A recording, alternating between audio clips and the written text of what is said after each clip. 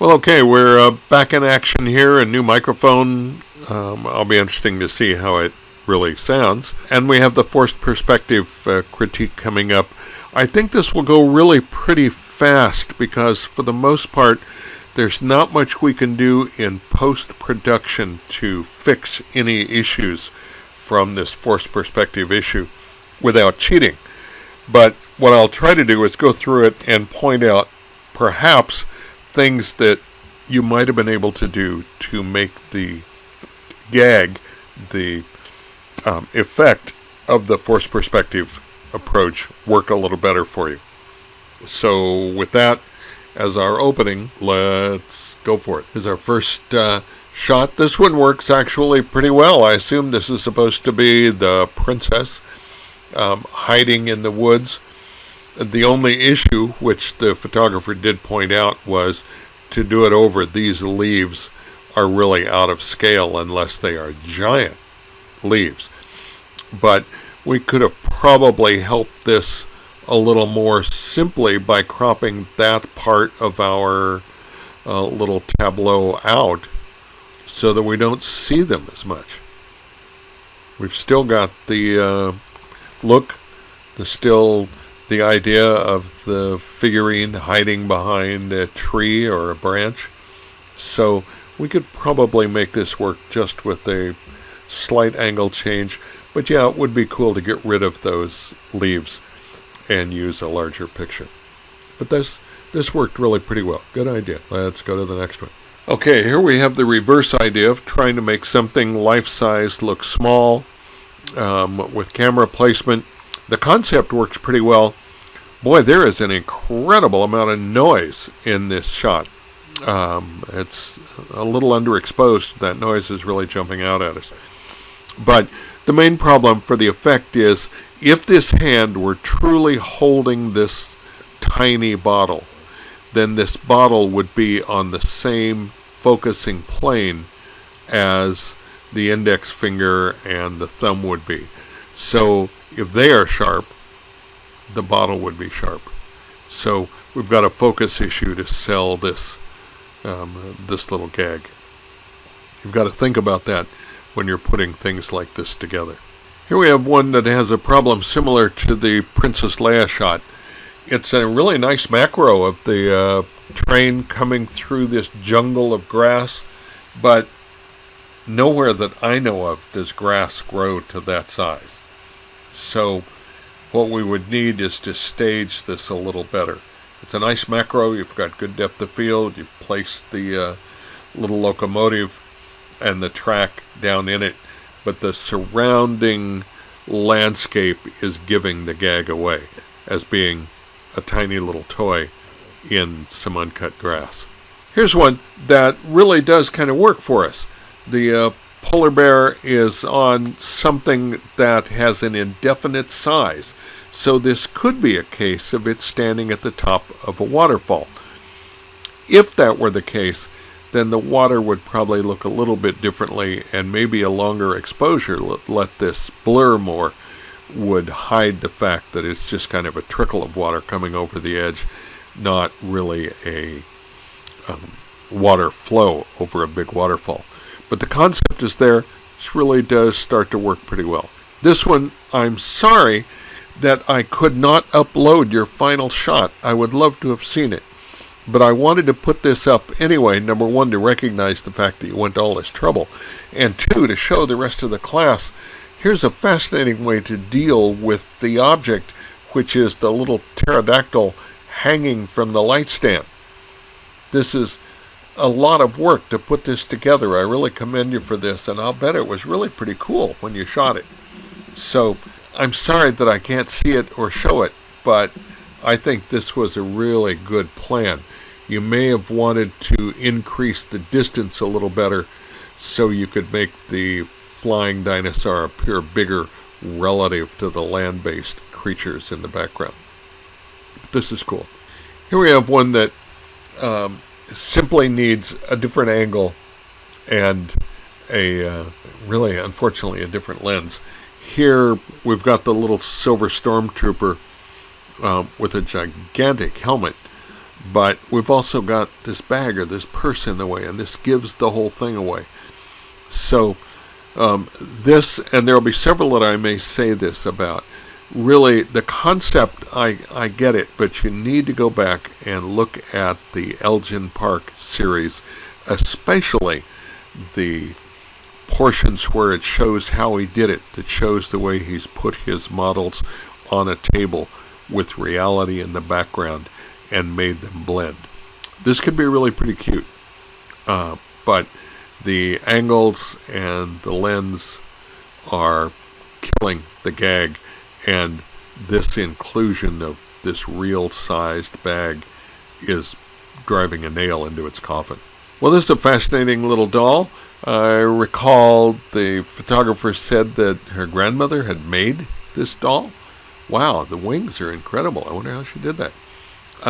But it's cute. It's sitting on the ground. There's sort of an indeterminate size to this, so there's nothing in the picture that would make us think it is either big or small. It's a really nice shot of it. You did a cool job on this, but we don't really know, is this life-size or supposed to be life-size, or is this a little Tinkerbell-sized fairy? What really is going on here? But it's a really nice shot. Did a good job here. Good try.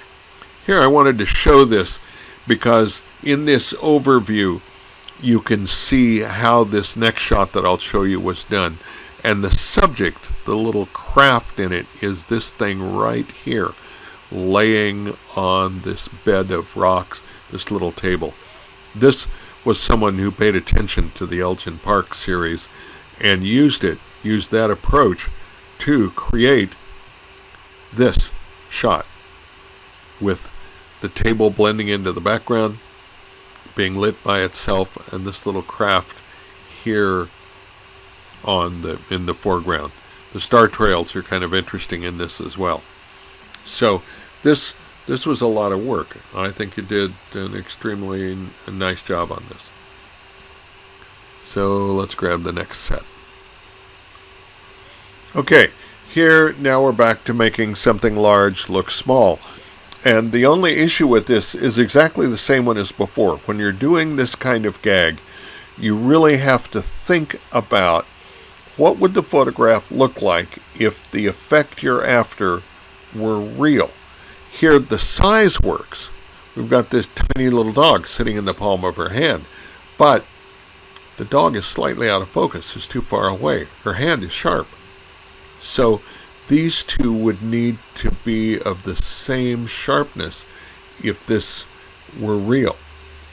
Now you could go in, if they were the same sharpness, and in Photoshop bring the background a little softer to really sell the gag. But in a single shot, depth of field is the real issue here. So pay attention to that when you're playing with these. A little microbus.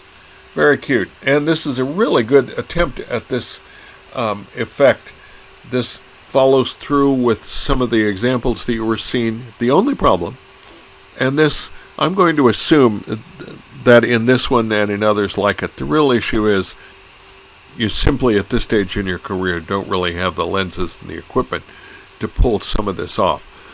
But this is really a good start. Our problem is, here's a real car. It's bigger than our bus because it's farther away. Remember basic perspective.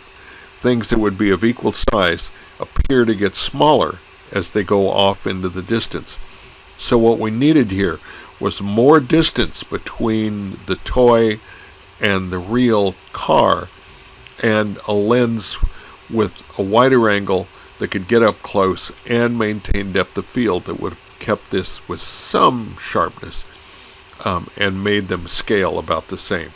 So it's difficult to do, I understand, but you got off to a good start, and I did try to grade mostly on effort in this one because it is a tricky thing to be doing. Here we have some kind of flying creature or flying craft coming over whatever is below it. It's out of focus, but the linear nature of it makes it almost look like it's supposed to be a city or something that's lit up.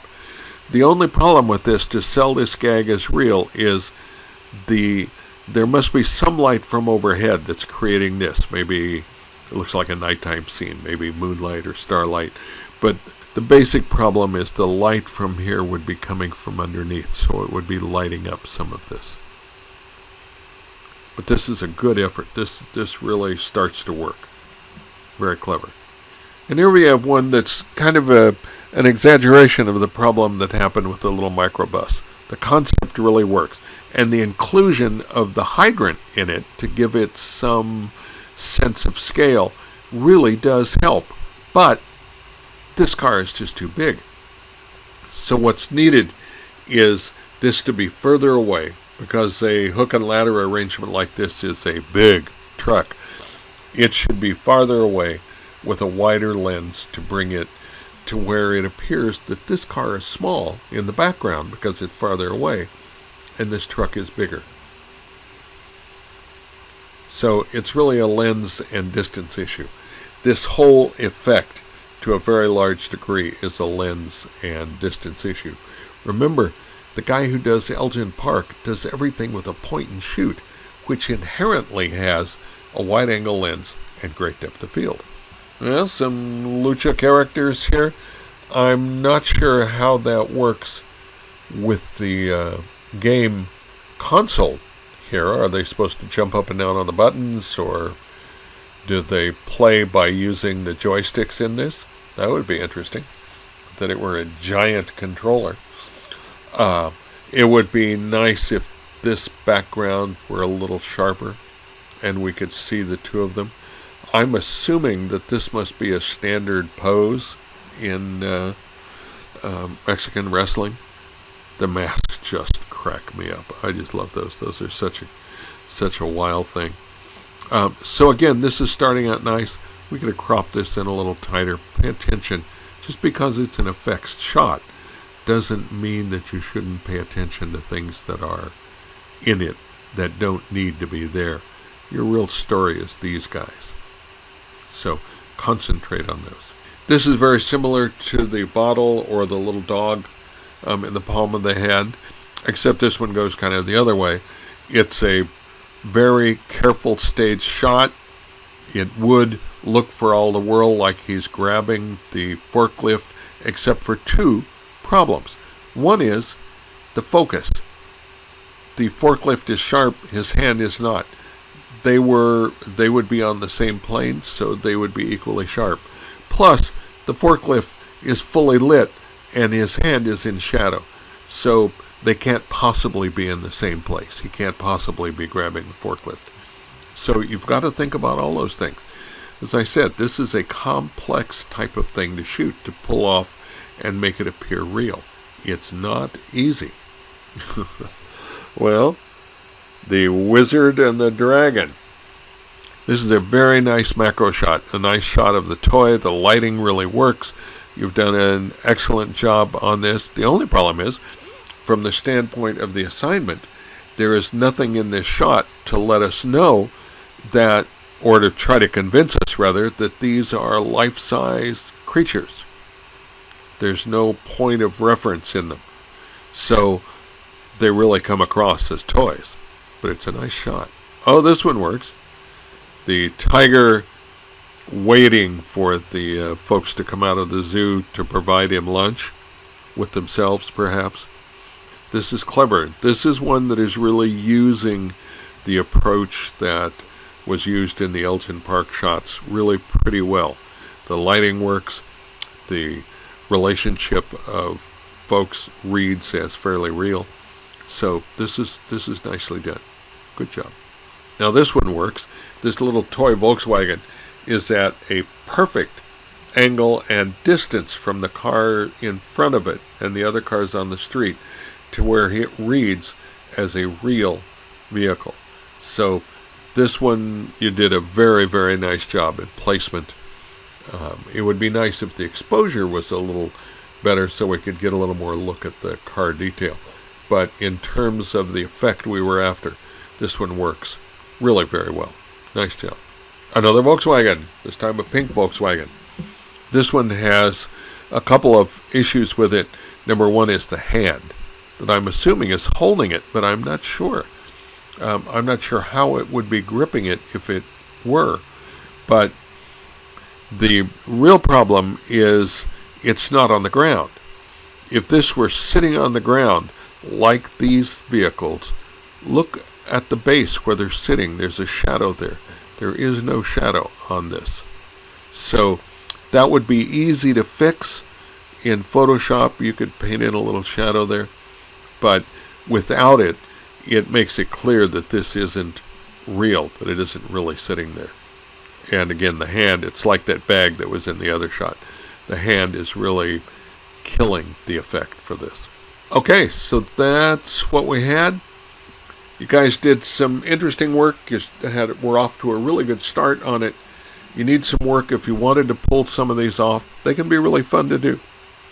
They can really be, if you put some thought into it, can create some really interesting effects and create some thought-provoking photography.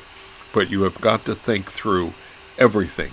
The lighting, the focus, the size relationships, the perspective, both aerial and linear perspective. This is not simply a quick, easy little trick to pull off. But you got off to a good start. I graded you on effort on this, so you all did pretty well. And now we'll be off to the next ones later. See you then.